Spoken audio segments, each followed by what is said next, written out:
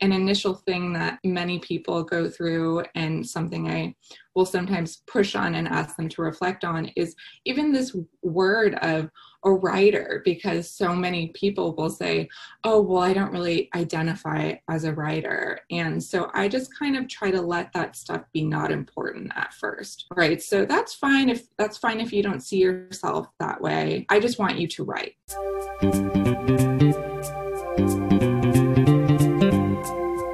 Hi, and welcome to the Innovative Mindset Podcast. I'm your host, Isolde Trachtenberg. In this weekly show, I bring you in-depth conversations with thought leaders, innovators, and entrepreneurs who inspire us to create ourselves into the people we want to be at work and at home. And now, let's get on with the show.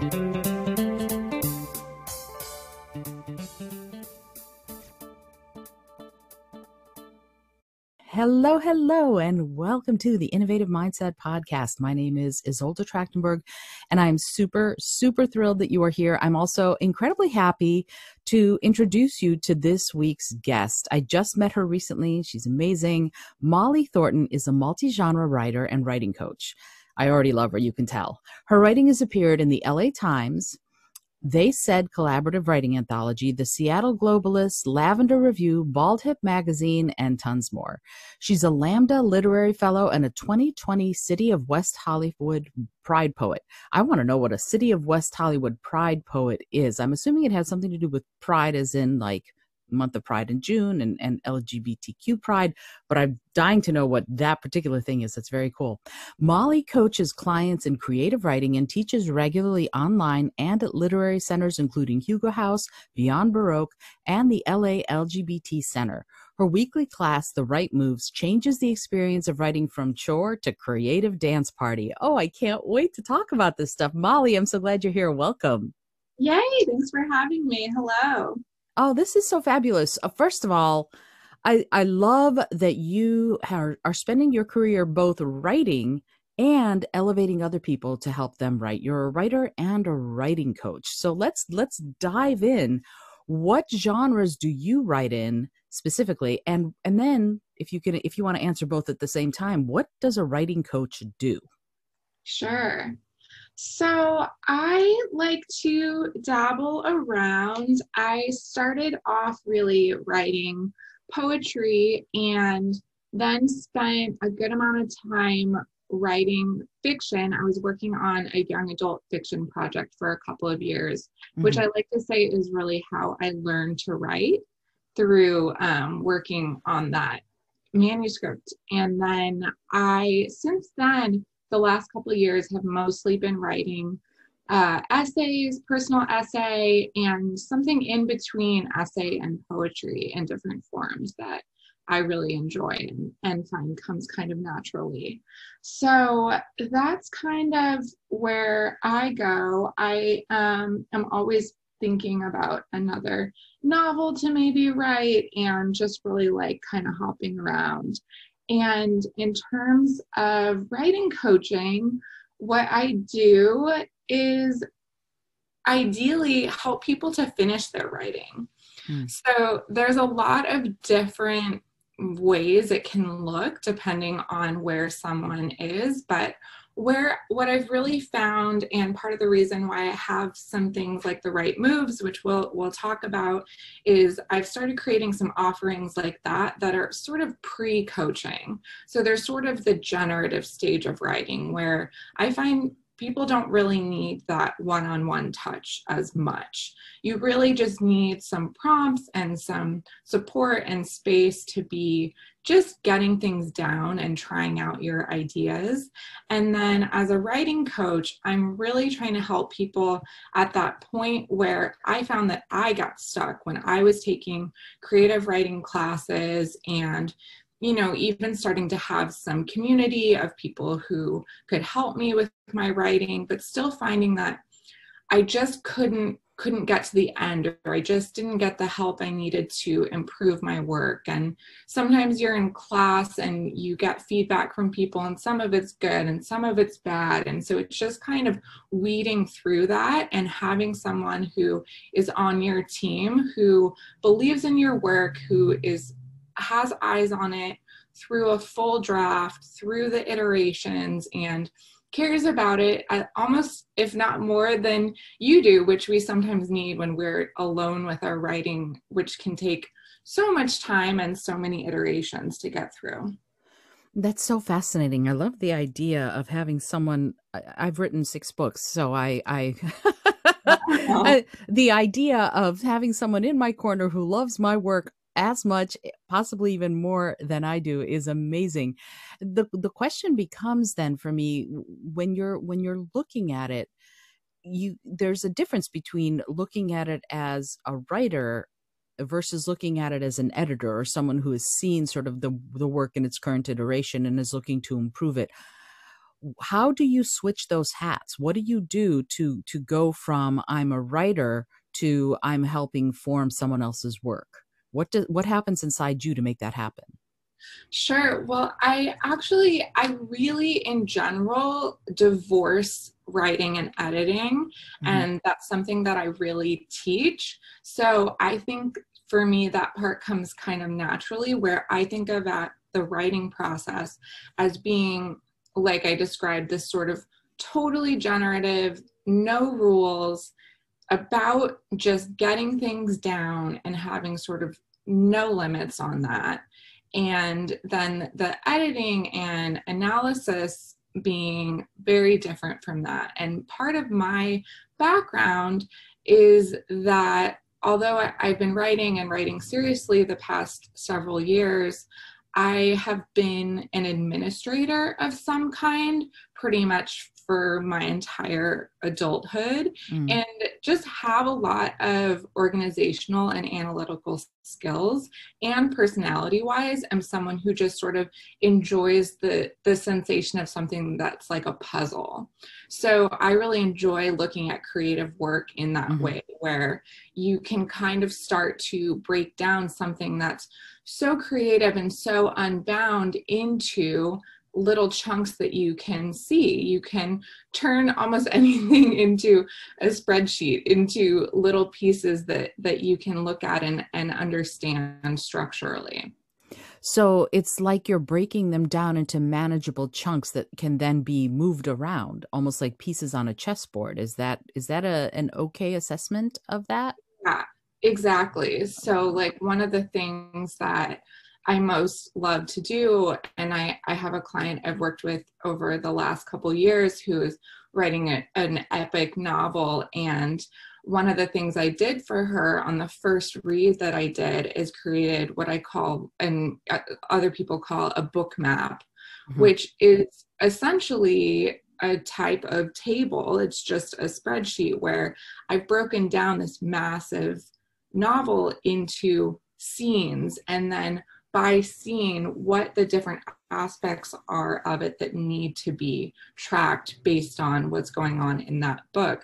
So my client is still using this, and she told me that she just goes to it and then she knows what she has to do because I've written my suggestions in there of what are the holes in this scene or what do you need to consider. So it takes this multiple thousand word document and turns it into something where you have literally a map that you can just say, oh, okay, I'm gonna this is pinpointed here. All I have to do is go to that part of the manuscript and trouble through just that thing at one time.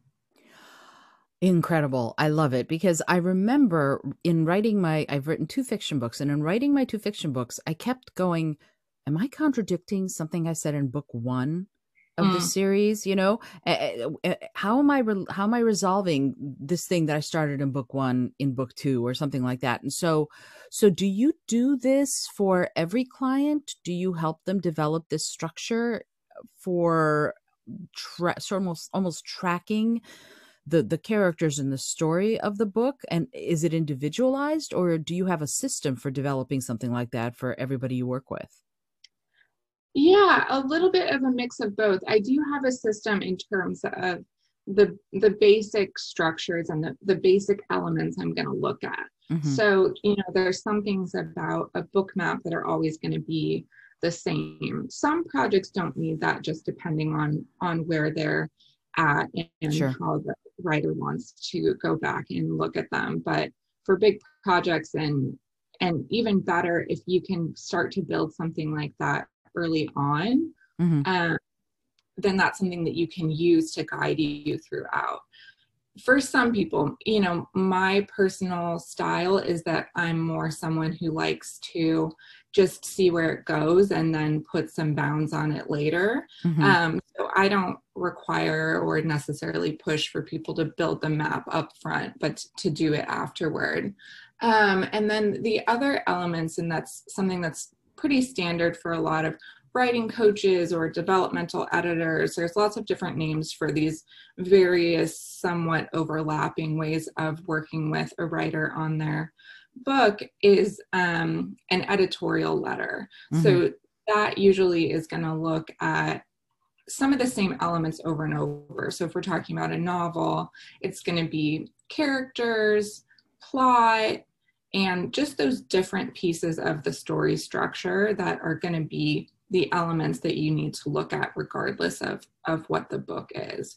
So there's kind of all these different macro versus micro things that you can shift between, from an Excel sheet, if you like that, or you need it, to an editorial letter that's an overview of here's the broad strokes of the flow and how these things are working together and how the characters fit overall, and then to comments and suggestions in the text, or broken down even more of, in this scene, this character does this thing that doesn't fit with who they are, or so on and so forth.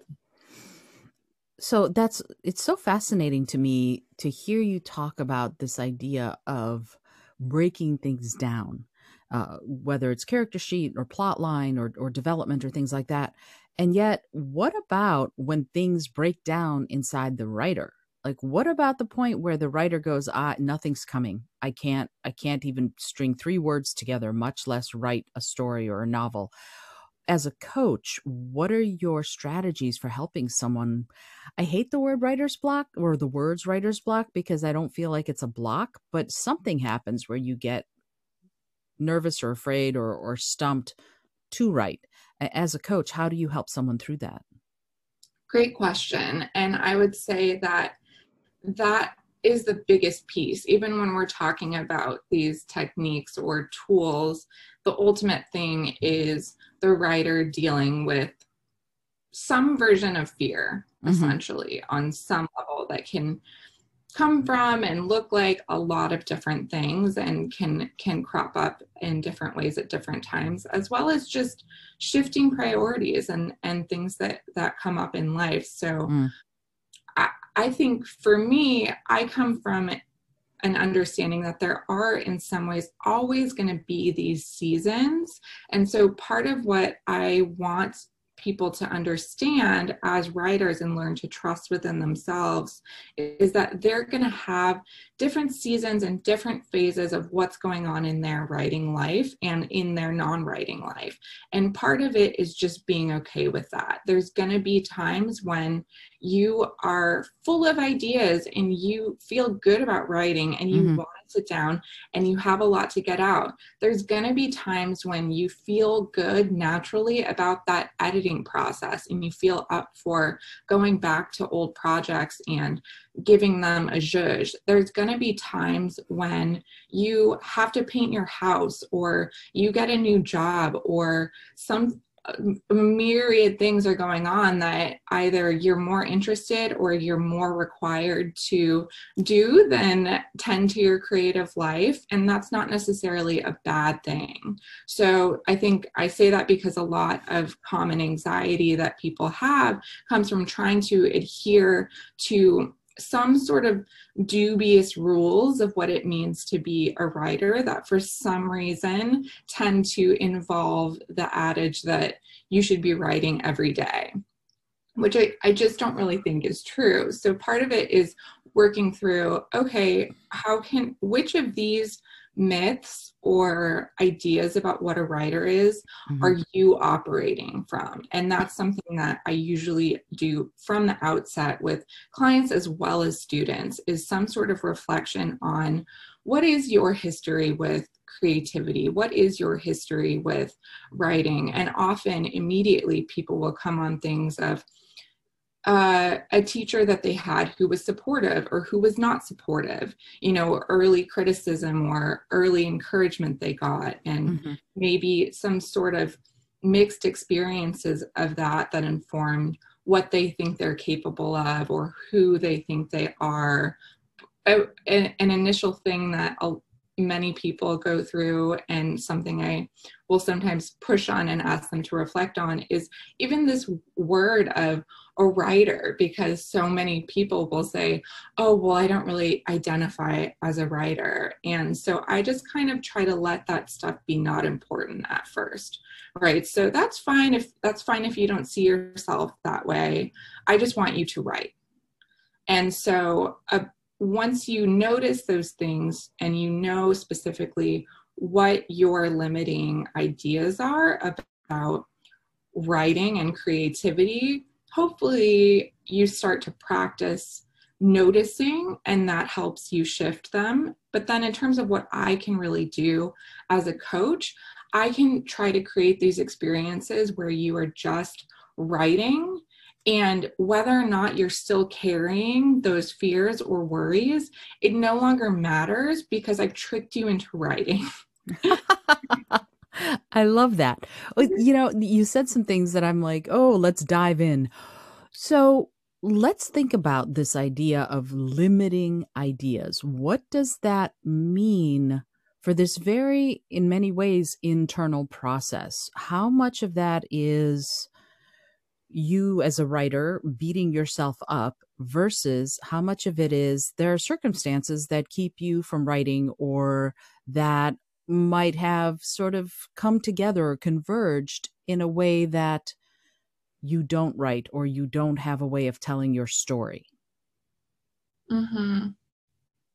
Well, I want to answer your question with a question, which, Yay. so when you say, so the second part of your question about, right, so like what do you think of when you think of some things that may make it so that you don't have a way of writing your story, or you're unable to write? I think for me, I was born in another country. English isn't my first language. And even, as I said, even though I've written 6 books, it becomes one of those, oh, you have to identify, you have to build the awareness first that it's okay for you to write, that it's okay for you to tell that story. So that's the one of the limiting ideas that I know a lot of people face. But some of the other stuff is time, like you said, time constraints, and the being told, a lot of immigrants are told, go learn English, or at least when I was growing up, that was the messaging. And it's hard to sometimes realize that you can formulate your story in a language that isn't your native language. So there are some things that stand in the way of being able to tell a story, not just because you don't perhaps feel like you can, or like you're able to, but because you Mm, really can't, because the right. language isn't yours. It's something that you've adopted, if you see what I mean. I love that. Yeah, that's a huge piece of it. So in terms of my story, to kind of go sideways a little bit, I Mm-hmm. have my own experience of that, and that's really what's kind of led me, especially to the teaching part of what I do now. Mm-hmm. So long story long, but I love I it. I think in terms of those myths, so one of the things that at least comes to my mind when I think of people who are writers and authors is they often, to me, have this story of, oh, I always knew I was going to be a writer, Mm-hmm. right? Like, oh, I was, writing novels when I was a child. I was writing short stories. I always knew I would be a published author no matter what. And I very much did not have that experience. Mm-hmm. And I really feel that in a lot of ways, I didn't even have the imagination to know that I wanted that, and that I wanted creative life and needed creative life and could have creative life be a central part of my life until well after college, well after, these times of life when you're supposed to be figuring out what your career is and who you are. Mm-hmm. But it always was sneaking in. So the reason why partly is because my parents both came from working class backgrounds Mm-hmm. and very much taught me that you work, and that work is a pretty specific kind of thing where you go in and you earn wages, and it's not very creative, and you just have to do it, and that's what life is. Mm-hmm. And my parents are both really, really creative people who early in their lives didn't figure out or got scared away from or discouraged from having their art and their creative lives be the center of their life, and chose other paths for various reasons. And that's the first thing I learned, right, about what a life path was, because you learn from your parents first. Sure. So it's clear looking back that there's all these ways that there's all these times that I wanted to get close to it. Like when I was doing my bachelor's degree, I graduated from what's more or less an urban planning major, Mm-hmm. but I used my senior project to create a conceptual feminist art show. Oh, fantastic. So I was always finding these ways to kind of go outside the lines. And also that's part of just who I am. And for me, I now identify part of the reason that I didn't know that I wanted to write and about creative writing for so long is because as a writer, you can just have so many different interests, right? And I just had so many different interests and so many different things I wanted to learn about. Mm-hmm. And also, when you're in school, you're always being asked to write. So the whole time I was in school, I wasn't thinking, oh, I really wish I could write a story right now. I was constantly being asked to synthesize information and put it into words. And I didn't think about the fact that that came naturally to me, or that I enjoyed doing that. As you say, when you have learned another language or are trying to learn it, that you're having that visceral experience of struggling with that and needing to figure out a way through it, or butting up against it. And sometimes when things are not difficult for you, you think that everyone is that way, right? And you just sort of think, oh, well, that's not special, or that's not unique to me. That's just something that in life is simple. Yeah, it's so fascinating that you said that, this idea of it's easy for me, therefore it must be easy for everyone. And there's a caveat or a corollary to that, and that must mean it's not worth all that much. Exactly. You know, there's a strange internal story we tell ourselves about that, I think, and that adds to that idea of limiting ideas or limiting beliefs. Yeah. So I guess, right. So what I would say with that is that those things can be so ground in that, yeah, it took me this series of years of beginning to notice these things, beginning to have questions about what I was doing, and then just starting to write, starting to have just poetry and taking poetry classes, and then starting to write the novel, and just being determined to find space for this in my life without, as I said, having the imagination, still not being able to see what that even meant. I didn't know anyone who had a book. I didn't know anyone who was an author. I didn't even really know anyone who was just having a creative life, who was doing art. I didn't know what that would look like, and I didn't understand publishing or the literary world or any of the things that can mean. Mm-hmm. And I really just had to start little by little taking in different influences and continuing to take classes and reading about writing until I had any semblance of an idea about what that meant. I was just thinking that one of the first experiences that I had that helped me with that is that I had a roommate who was a playwright who was younger than me and literally would just write plays. And then the plays would be staged. You know, I saw one of their plays and they were someone who didn't care, or at least didn't prioritize cooking, cleaning, people pleasing, any of these things that to me, I couldn't get away from. I couldn't get out of my own way to deprioritize them to have my creative life. And I started having a shift in understanding when I saw that in my house, when I saw, oh, this is what it looks like. You just sit down and do it. And also that means sometimes that you don't do everything else. So I think that's a huge part of the limiting beliefs thing and the time thing and all of that. There's a lot of different components. One is that with the time thing is that we often think that we need much more time than we do. Yes, it takes a really long time, and it does take a lot of cumulative time to write and edit and complete a book, but it also doesn't have to take 8 hours a day or your whole life. Something that happens in the Right Moves, where the longest writing session we have is a 15-minute block.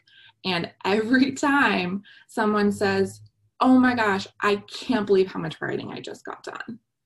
I can't believe, I always forget that if I just sit down and focus for a short amount of time, I can get so much done.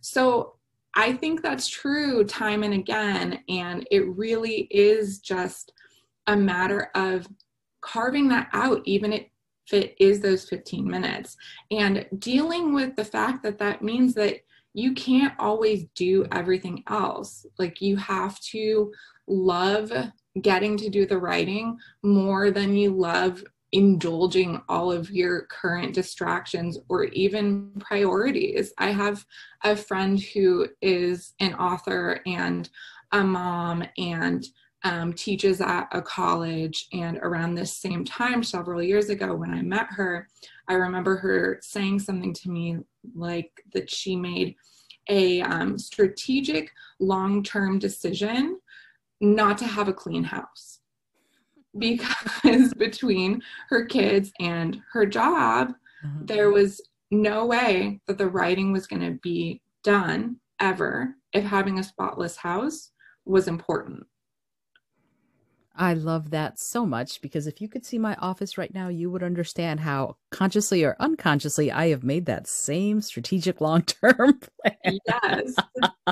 That's great. Well, okay, so you brought that up and I want to talk about it. What is the Right Moves? It sounds like it's obviously very effective, but what is it? What made you start it, and what are your goals for it? Ooh, good question. My goals for it. Well, the Right Moves is a weekly online live class that I've been teaching the last couple months, and it's a combination of dancing and writing. Ah, I love it. The reason that it started is because it's a practice that I started using to, as I like to say, trick myself into writing. So it really goes back a few years, and there's a lot of different influences in terms of some friends who were doing projects like that. For instance, a few years ago, I had a friend who's a poet just randomly ask if I wanted to participate in a project where she was having a bunch of different people schedule a time where they were dancing to the same song at the same time in different locations, and then write something to each other afterward. And around the same time, I was getting back to just my own personal dance and movement practice, which when I was a kid who was in dance classes, and I was not a kid who excelled at them. I wanted to wear the leotards and sparkly stuff. I wanted to hang out with my girlfriends and run around and play. And I wanted the finished result, but I wasn't that talented at it, and I didn't really want to compete.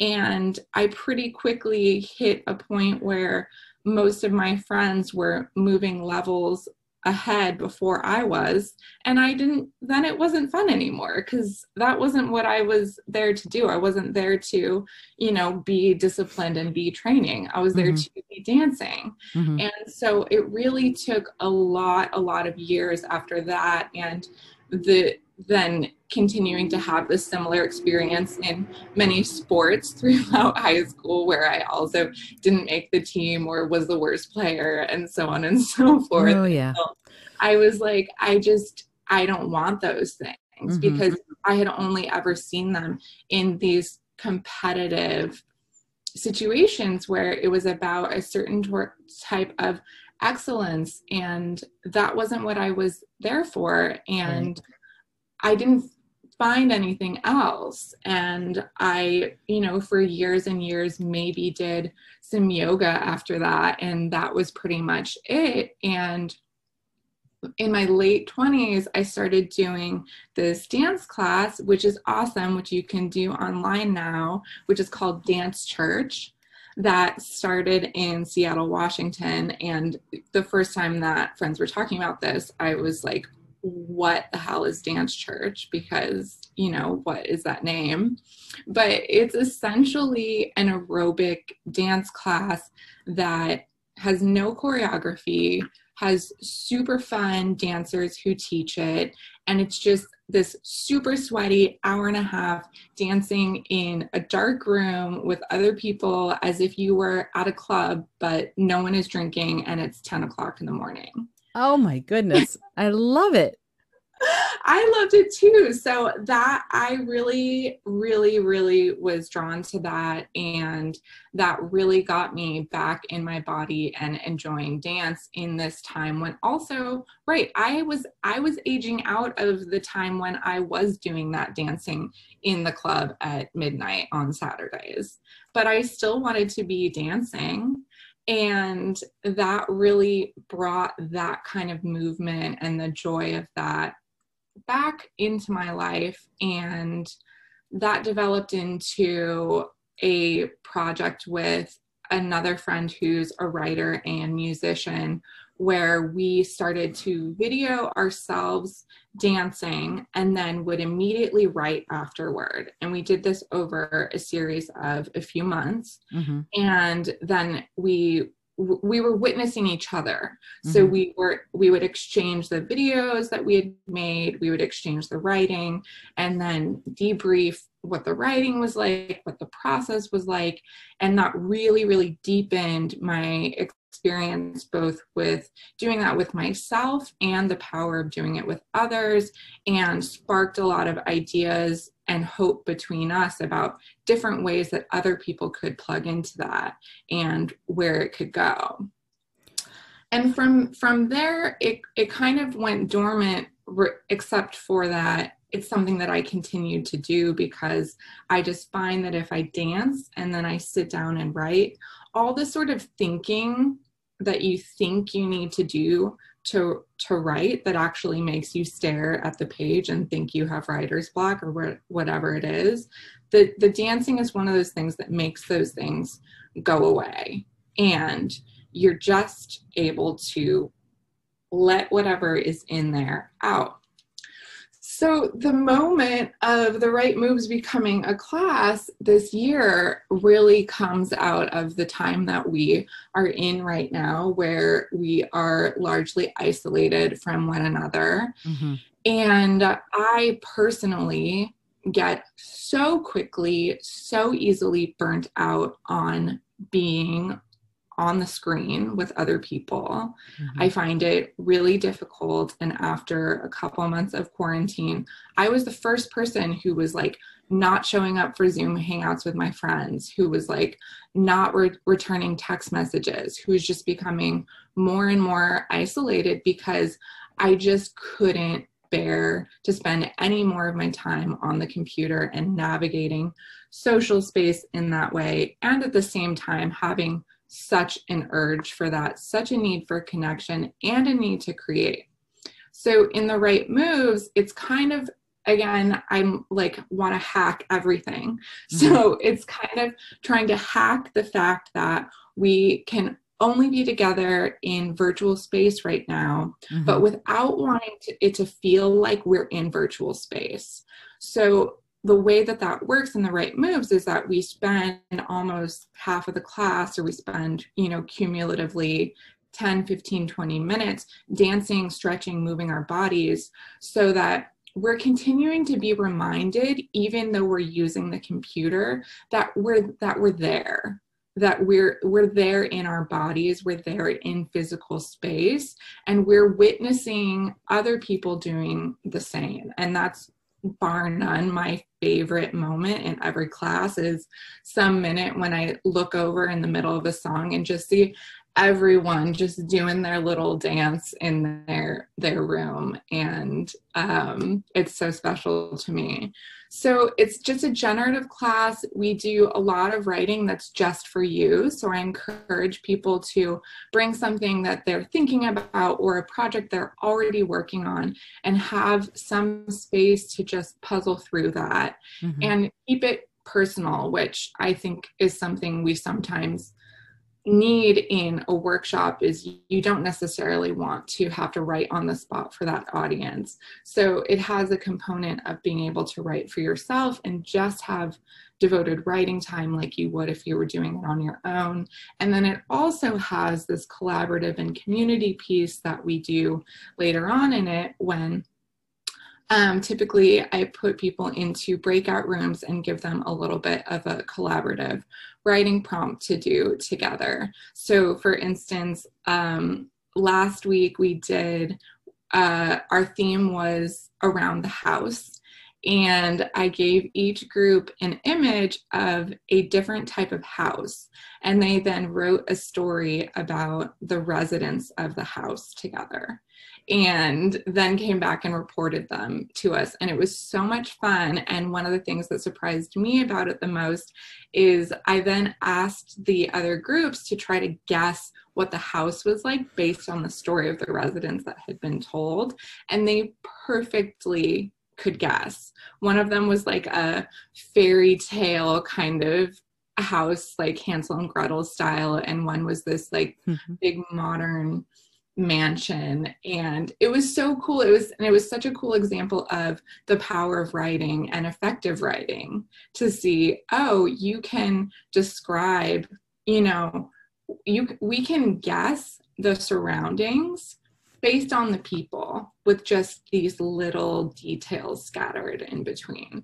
So I love the writing part of that. And it's also really wonderful because it's, as a friend called it, who helped me, who was in a workshopping of the workshop, said, oh, this gives people chance encounters, which is another thing that we don't have much of right now, as we're mostly at home. So having a little bit of an opportunity to get to know someone new in an interesting way, that you otherwise wouldn't right now. Absolutely. And it's fascinating to me, creating together. That creative collaboration is sort of my end all be all goal of life, if you will. And I go into companies and I help them do that through various means. And it sounds like you're doing the same thing with the right moves, with providing that opportunity for people to create something together. I remember in the workshop that I took with you, in the San Gabriel Valley Women's Writing Group, that's where I met you. You had us do a breakout room, and it was about somebody quitting a job. And immediately I sort of went into this weird place of the reason the woman was quitting a job is because Tom kept pawing at her, but Tom was a dog. And the owner kept bringing the dog in. And that's actually become a scene in the next novel that I'm writing. So it's really interesting how it was able to come through from that chance moment of working.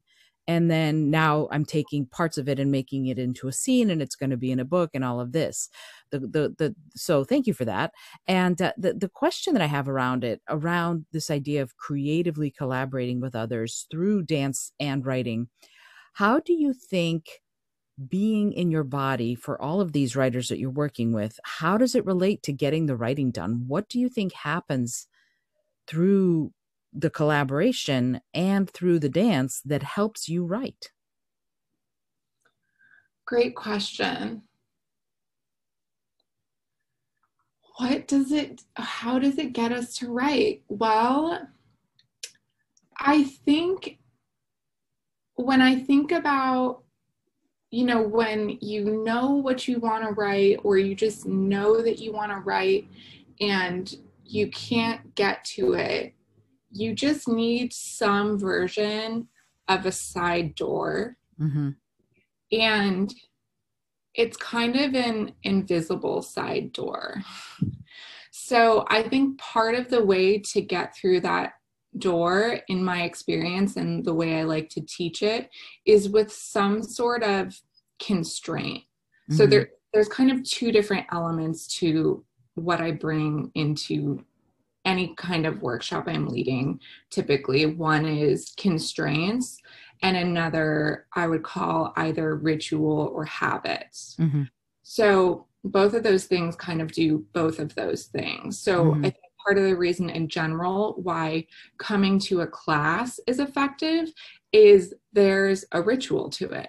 Mm-hmm. You are not just at home saying, okay, this is my writing time. It's 6:00 on Tuesday. I have to write now. You're literally going into a different space. You are gathering your tools. You're thinking about the fact you're going to do that. And then you're having it reinforced by other people who are also buying into that, who mm-hmm. are thinking, here, we're doing that now.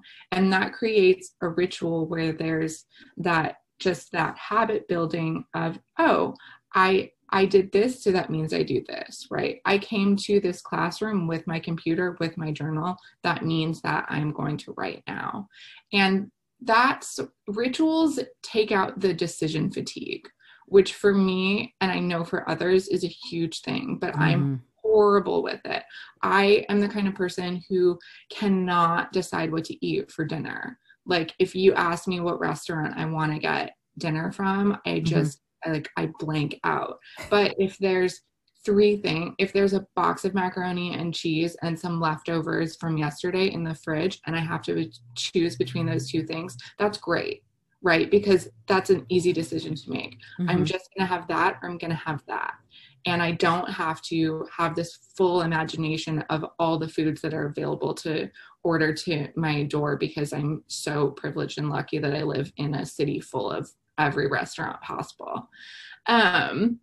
So it's the same thing. If you're coming to a space and it's time to write, then you don't have any other questions to ask about what you could be doing with that time. That's it. Mm-hmm. And then you can add constraints on top of that. So instead of saying, sit down, write about anything, if I say, sit down and respond to this section in this book about someone quitting their job, I don't care if you write about that or not, right? That's not the point. Mm-hmm. I don't care.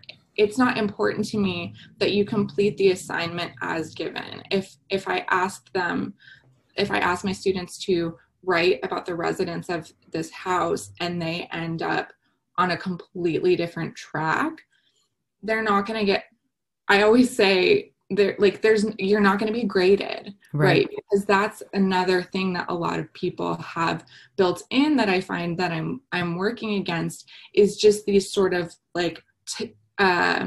perfect student mm-hmm. obsessions and the want to get the high score, to do it right.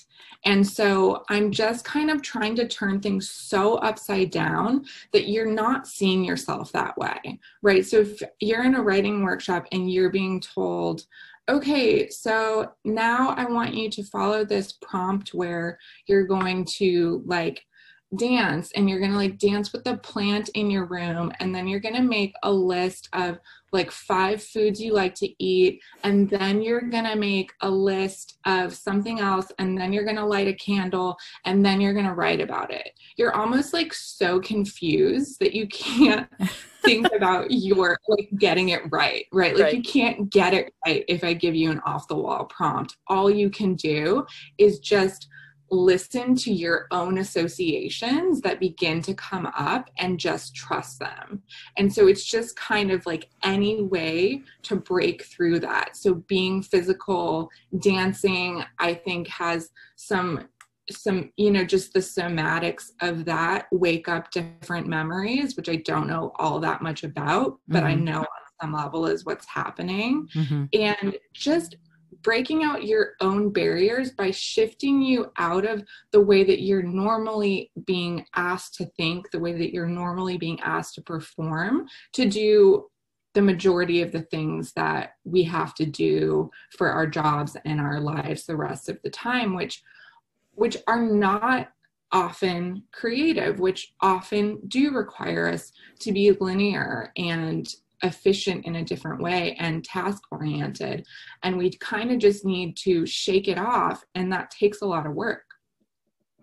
It really does. And it's really, I love that you said that idea of being task oriented. One of the things that I do when I work with companies and organizations is to take those very tasks and see what are the innovative and creative ways that you can approach those tasks. So you have to give yourself permission to think differently and to allow inspiration to strike, even if the task itself seems very mundane.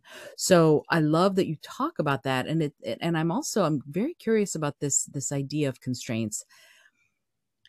When you constrain it's almost like you're creating a funnel, if you see what I mean. So when you're working with either in the Right Moves or your individual clients, how do you provide those? I see in the Right Moves that you're giving off the wall sort of converging information, if you will, to get them out of their own inner critic brain.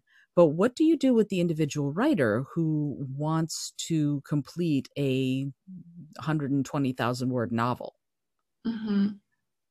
So in terms of the generation, some of the strategies are the same. So in other classes that I teach, I often use constraints that are just prompts. So I have a poetry class called Poem Hunting, which is a series of poems to read and then prompts that are loosely built from those. And they are giving you, like I described, these different things to respond to in order to write a poem. And when someone comes out of that class, they have somewhere between 10 and 15 new poems that they've written, right? Yeah. So that's over the course of a month. And so 10 or 15 poems, that's halfway to a poetry chapbook. So again, that's kind of taking it piece by piece where you're not thinking about the whole thing at once. And when I'm doing teaching, sort of personal essay things, I like to use forms that are sometimes from everyday forms. So like taking something you want to write about or generating ideas of things that you're interested in writing about, and then writing it as a letter, writing it as a recipe, writing it as a how-to, as an ABCs. I love that stuff. And in terms of breaking down a novel, I really like to combine the tools of quote unquote craft with these internal things we've been talking about of how does the writer do the writing besides how the writing goes. So do you know about National Novel Writing Month? Sure. NaNoWriMo, yes. I'm sorry? Have you participated in it? No, I never have, because I am also a musician, and November and December are big gig months. So I'm usually gigging just about every day. and don't have time to also. So I do IsNoWriMo, which is Isolda's novel writing month, which is in January when things slow down. Yes, also the start of the year, a great time Yeah. to do that. Yeah. So I love National Novel Writing Month, which for those who don't know it is a national challenge to write 50,000 words in the month of November. It happens every year. It's free. It just takes all the time you have. And Truly. it's really fun. And the organization that runs it is really encouraging, has tons of resources. They're really, really cool. And the first novel manuscript that I completed, I started as a NaNoWriMo project. So I really love it. I love the energy of so many people just taking a stab at writing that's so unpretentious and just about having fun with it. So I last year taught at Hugo House in Seattle a class that was sold out called How to Plan a Novel in 10 Days in October, which was preparation for November, which I'm sure is so popular because of this question of how do you break down how you're going to write a novel. So what it does is it's first of all a crash course in writing, and secondly, it gives you assignments of things to do that prepare you both for the writing and for the writing in terms of your emotional, physical space and how to construct a story. So it goes from, letting people in your life know that you're going to be committed to that for a certain time period and what that's going to look like, trying to take things off your plate, like we talked about, for temporary time, and thinking about how you motivate yourself and how you demotivate yourself. What are your normal distractions, and how can you not necessarily stop yourself from doing them, but turn them into rewards, right? Like if you really want to scroll your phone for 15 minutes, that's fine. Just set a timer that you're going to write for 15 minutes or for 500 words, whatever it is, and then you get to do the thing you want to do. So you build a reward system for yourself and just really thinking about what is this actually going to mean in my life in terms of logistics, in terms of my writing space, and just getting organized. And then it has these components that are having you just build a concept and characters and some ideas of things that can happen in your story that are really juicy and rich. So no, you don't have to know exactly what's going to happen. If you are a devout outliner and you love to know everything that's going to happen and plot it beforehand, that's great. And you can do that, but you don't have to. So the idea of what I teach is giving you teaching you how to develop a couple of main characters, some situations, and some ways those situations can play out that are going to give you some structure for that month. So you end up coming up with a bunch of different scenes as well. So then if worse comes to worse, you have 30 days of scenes, right? And you have a couple of characters. And every day, all you have to do is sit down and write like 1,500 words about those characters in that scene. Right. And that will make a novel. Yeah, that's great. I love it. It's so, what you're talking about is something that actually reminds me of something that I did in 2010 and 2011, because I started it in June of 2010. I did this thing where I wrote a short story every single day for a year. And it was based on a word prompt. And I would get the word prompt from a site that no longer exists, unfortunately, called oneword.com. And what it was you got a word prompt, and it could be anything like cotton ball or sink or whatever they wanted. And then you had 1 minute to write about it, but I decided to write a story incorporating the word.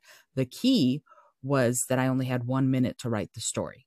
Yeah. So that kind of constraint revolutionized my writing. And so what you're talking about with this idea of constraints and coming up with the plan, the scene, the characters, and this is all you have to do today, it's freeing in a way, even though you have these boundaries. It really, Exactly. it revolutionized how I did what I did. And I came out with stories that I ended up turning into little mini screenplays, and those screenplays got made into movies, and it sort of blossomed from there. But what it really did was it impacted how I view giving myself permission to write.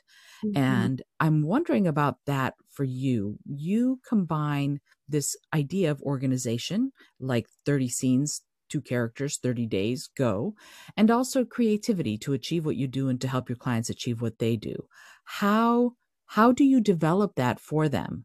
And again, I'm curious about whether or not you're working with groups to do this in classes, and also how you do it for individuals. How do you help someone who's thrown their hands up and goes, I feel like my brain is dead. I don't know what to say. I don't know how to do this. What is your set of steps to helping someone who really wants to write in that way but has just shut down? So it depends on where they're starting, right? If they're starting at, I don't know what to do and I have zero written, then as a one-on-one client, they're probably not going to be that.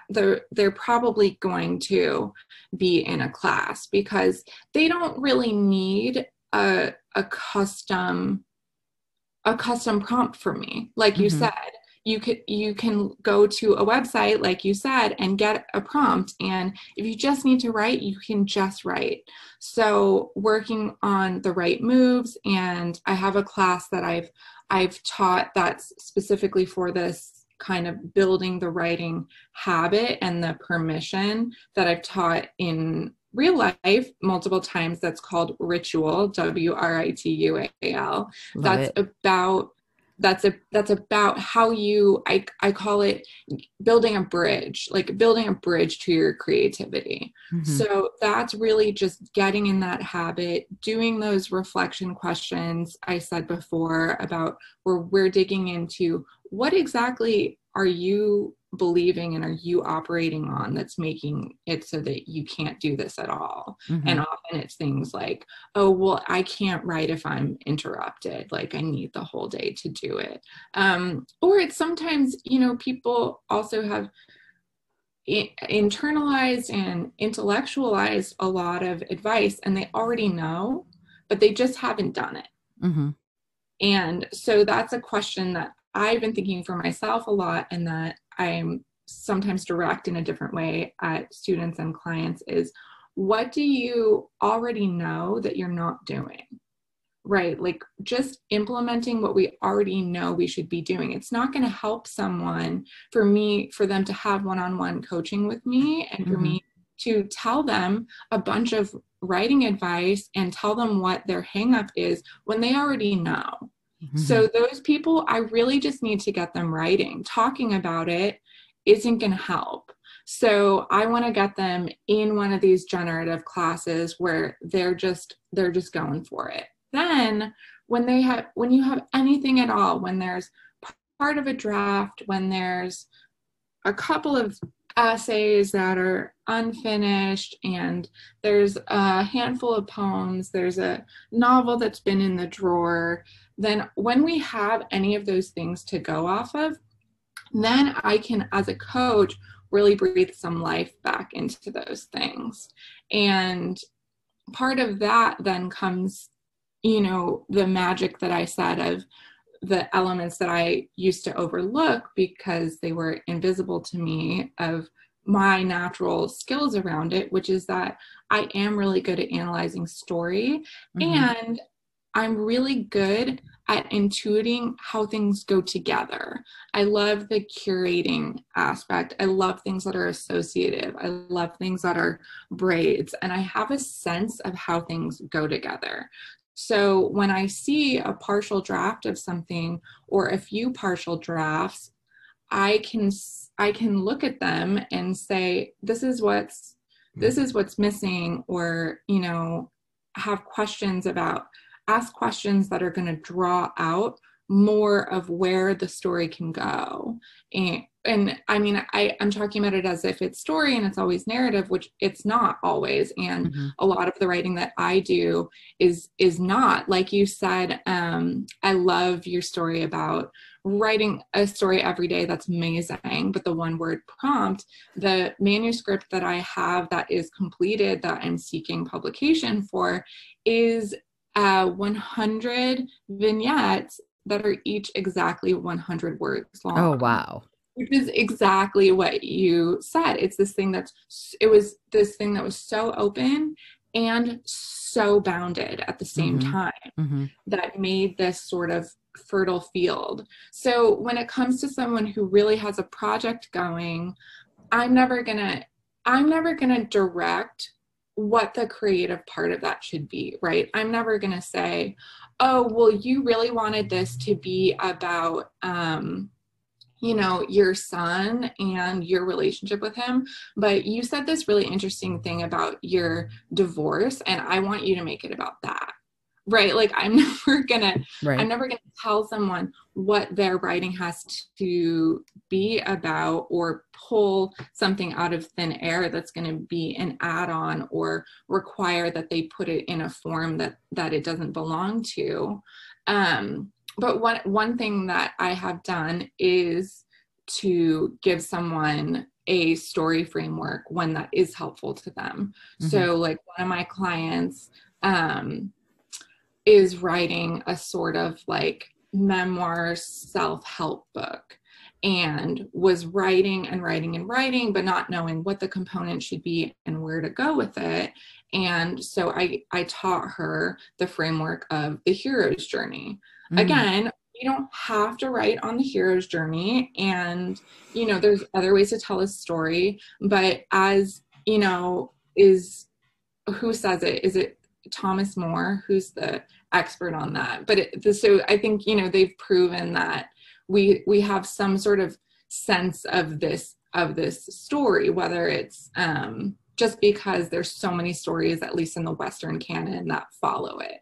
Sure. So it's a natural sense of story that many of us have, that you have a hero. You start with a person who is in their small life, and then they see or are called to an adventure, and they don't want to go, and then they go, and then they meet someone who helps them, and then they meet friends and allies, and then they tussle with enemies, and then they face their death, and so on and so forth, until they bring home the elixir. So for my client who's writing this memoir and self-help, she loved this because she didn't have any structure at all, and that gave her a backbone to think about, oh, okay, so when I'm wanting to insert these moments from my life in here, I'm going to structure it based on this backbone. Mm-hmm. So I'm not just, well, here's 20 years of my life I want to talk about. How do I do it? But okay, so start before you started your career. What was the first challenge? Who were you then? And then what was your greatest challenge? When did you face metaphorical death, right? And that begins to give us a system that we can build a story around. Absolutely. And I think that you're talking about Joseph Campbell, perhaps? Yeah, thank Yeah. you. Yeah, absolutely. I love his work.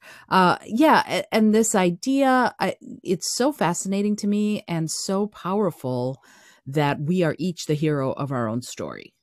Right. That everybody has the possibility and perhaps even the capability of telling their own story where they are the hero and where they overcome whatever it is they overcome to emerge at the end of the tale. It's interesting. One of my favorite examples of the hero's journey is, I don't know how old you are. I don't know if you ever watched the show Northern Exposure, which was about Rob Morrow played a doctor from New York who had to go to a tiny town called Sicily, Alaska, to work as their doctor because they paid for his med school. And when Rob Morrow decided to leave the show, that episode was a hero's journey. They actually talked about it being the hero's journey and all of the lessons that happened along the way, facing your first challenge, friends and allies, enemies, everything, the metaphorical death, everything was beautifully structured. So if you ever want a really good example, finding Cool. his episode, that's what I tell all my students when I talk to them. Watch that episode of that show, because it details the hero's journey to a T, literally, because they talk about it as the hero's journey. So it's this idea of being our own hero, and it doesn't matter what your journey is. What matters is that you end up having to go on it and make it happen. And if you were the hero, what would you do? And so what I wonder for you, being the hero of your story, of your journey, what is the journey's end for you? What is the process that you see yourself going as you go on your own journey? Oh, geez, big question. What elixir will I bring home? Yeah.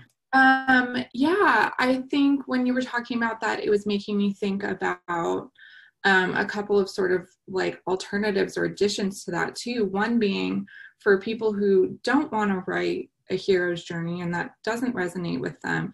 I always start with, I want to know what inspires and what kind of reading the writer I'm working with likes to do.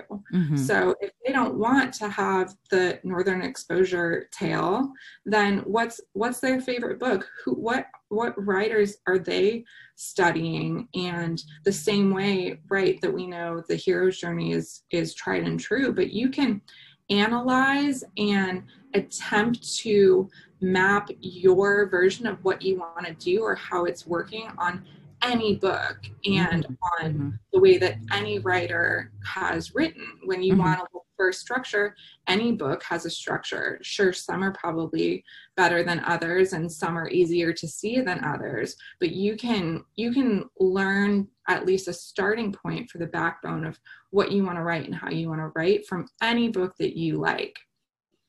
And it also makes me think about, right, this adventurer, this hero thing, and that so many people don't identify with that. And that's been part of the learning curve with me. And part of the permission is learning that who your individual story is a story that happened, and becoming visible to yourself and being able to see who you are, the choices that you make and have made, and that all of that is interesting. And some people naturally know that about themselves, and some people are more socialized to know that about themselves. And some of us are not. And a lot of people think, oh, I've just had this sort of like boring life, or, oh, that's not interesting because just I did that. And really having to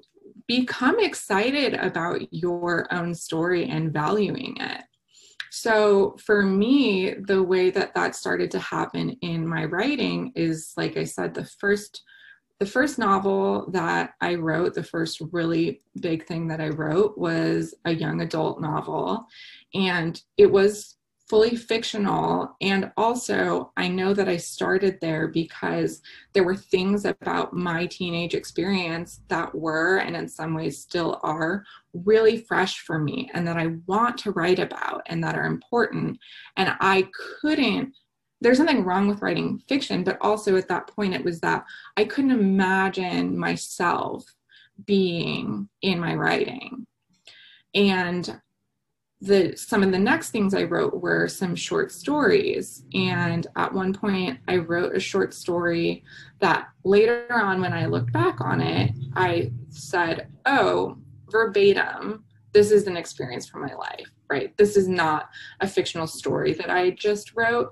I had to see myself as not being in it in order to begin to write about my own experiences as a very slow path to building the permission and acknowledgement and valuing of myself and my experiences to be able to be the person in the story that's led to being able to write some personal essay and things that really are about what I'm doing and what I have done. There's an essay that I've been working on all summer, which is about two of my greatest reading influences when I was a kid, one being R.L. Stein and all the Goosebumps and Fear Street books, and the other being Francesca Lia Block, who is an amazing living Los Angeles writer who wrote these sort of like dark fairy tales that I've learned as an adult have this cult following of girls of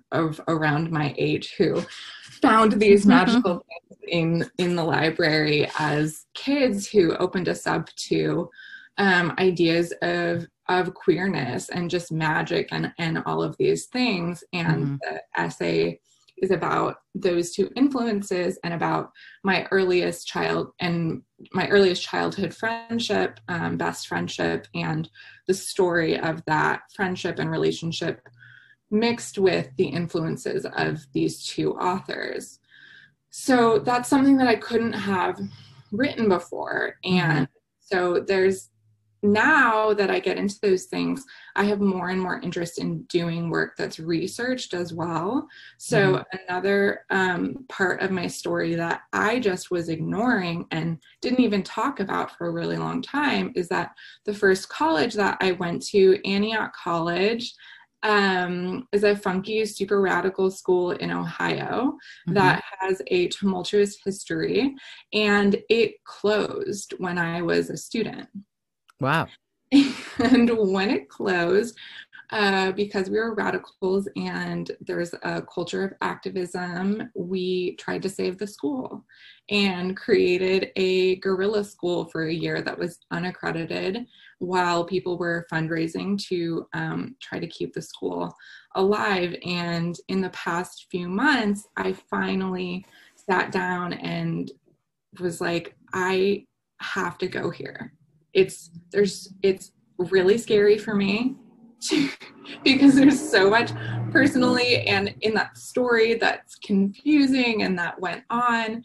And just in little bits, I started interviewing other people about it. That was the first time that's been part of my writing process. Reading, I discovered the New York Times archive online that goes back to like forever, and was reading articles about the school from the 1800s, which was amazing. So I'm just sort of like building those tools right now and just having a bigger imagination about what can I write and what do I want to write and where will those things go. So for me, I'm a little bit like nose to the grindstone of just getting through the everyday right now. So where my story will end, I don't really know, but I am just I'm just working on being open and, through my own seasons of writing and not writing and what I'm writing, just continuing to commit to my creative life and also being flexible about what that looks like and realizing that as integral as writing is to me and that it's always something I'll do because it's a sense of expression that feels important to me, that there's other things in my life that are part of my creative life. My dancing is something that I do regularly right now and have for a long time, and that's part of my creative life and my expression and having a larger sense of my identity so that I'm also not beholden to these specific expectations of what a writer does or trying to value myself based on, very limiting factors of the definition of a writer. And in terms of my teaching and coaching, it's an exciting time because I've been doing all these things for a few years, and in some ways, I feel really limited by not being able to be in real time and real space with people and have a yearning for that. And I also have been able to share a lot of the classes I've built and that I've come up with a different audience and with more people because they can be available online now. And that's really awesome.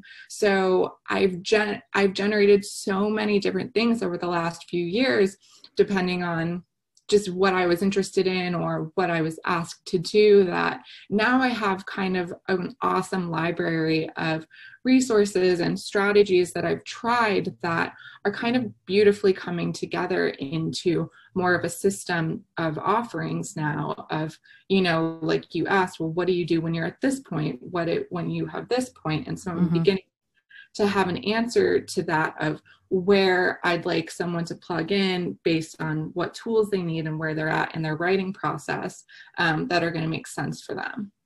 Oh, I love that. And I'm so glad that you have almost a library, a stable, if you will, of the different things depending on the needs of the person or people you're working with.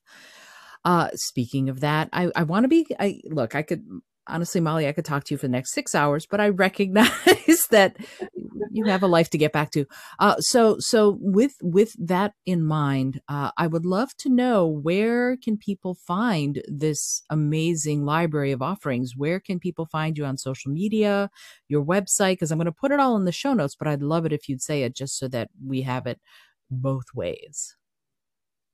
Perfect. Yes, my everything is always centralized on my website. It is my name, mollythorntonwrites.com. So on my website, you can learn more about my coaching. You can set up a call with me to tell me about your project, and you can see whatever classes are running. Some of the stuff that is in the works or is on there now or is going to come back is the ritual class, which is really just a great place to start or restart your writing process.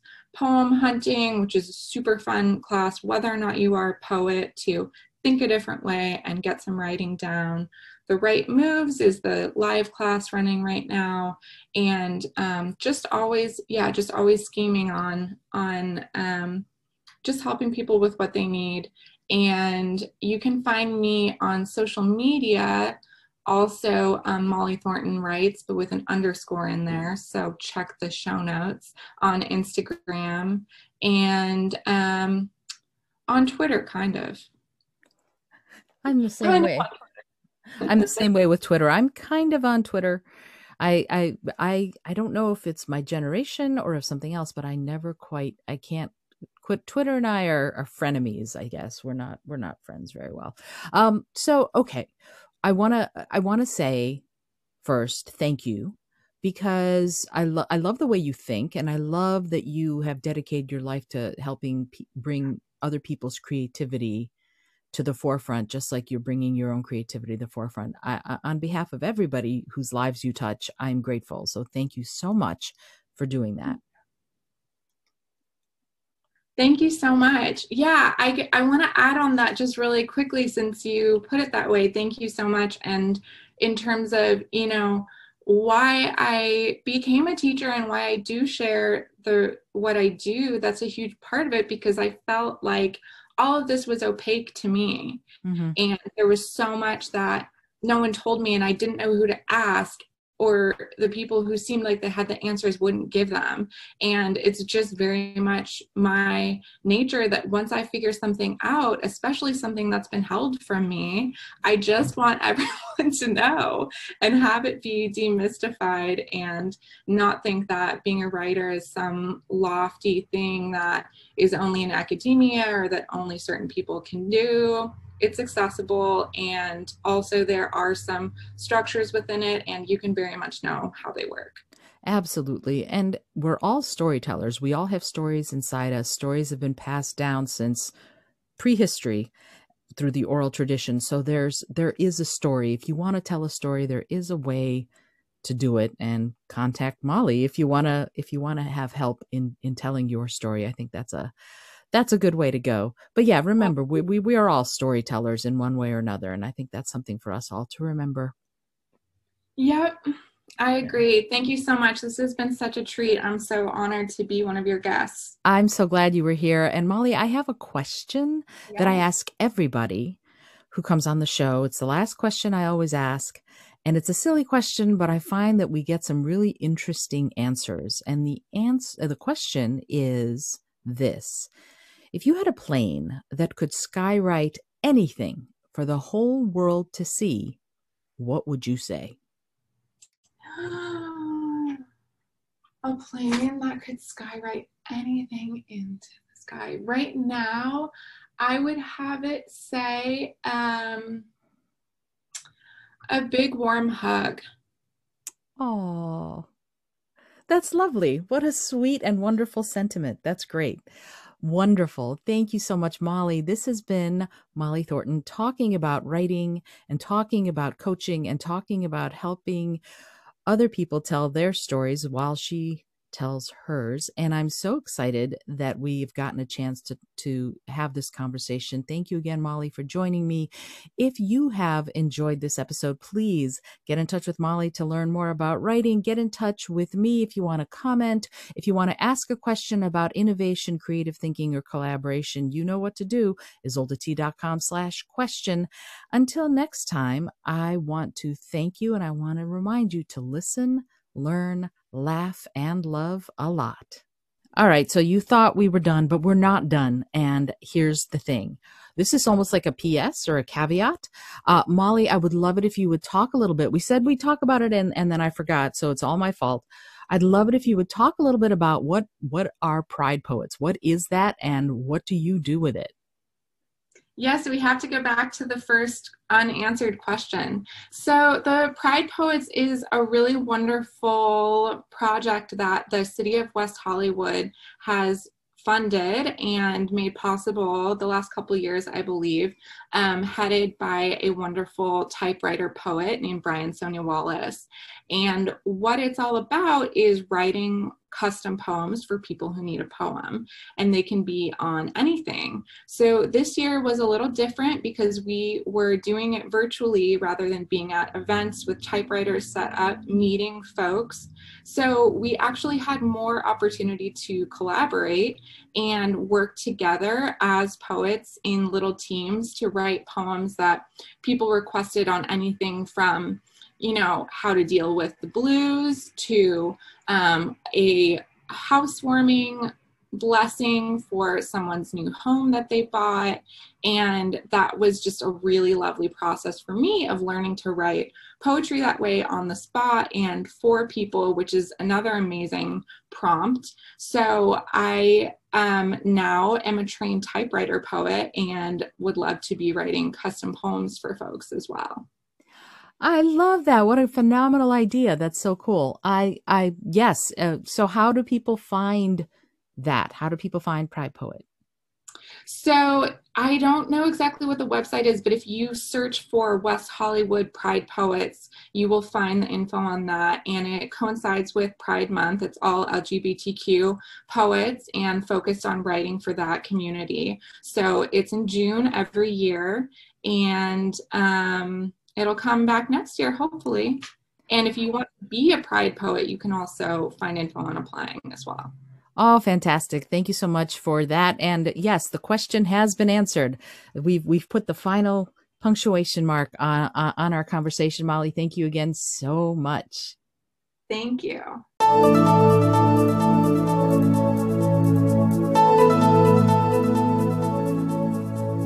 Thanks so much for joining me today. I really appreciate you being here. Today's episode was produced by Isolde Trachtenberg and is copyright 2020. As always, please remember this is for educational and entertainment purposes only. Past performance does not guarantee future results, although we can always hope. Until next time, this is Isolde Trachtenberg, and I send you all of my love.